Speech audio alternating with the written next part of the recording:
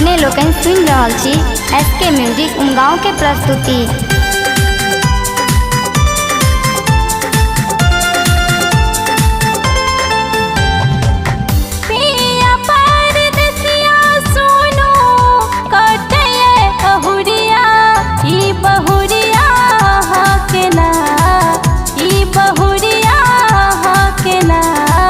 दिखने बाट जो है ये साजन दिन दोपहरिया के ना दिखने बाट जो है ये साजन।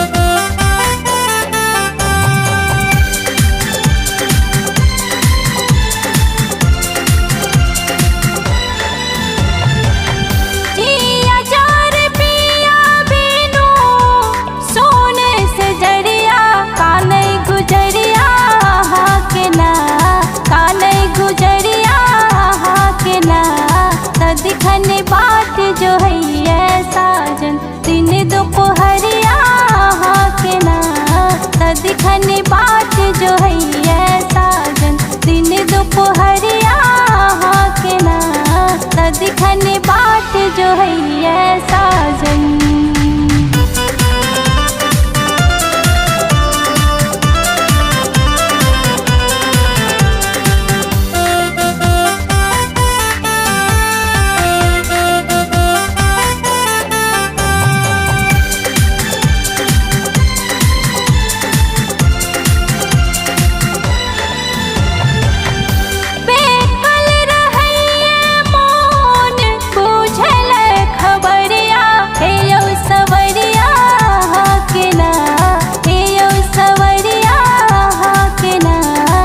दिखने बाट जो है ये साजन दिन दोपहरिया के ना दिखने बाट जो है ये साजन दिन दोपहरिया के ना दिखने बाट जो है ये साजन।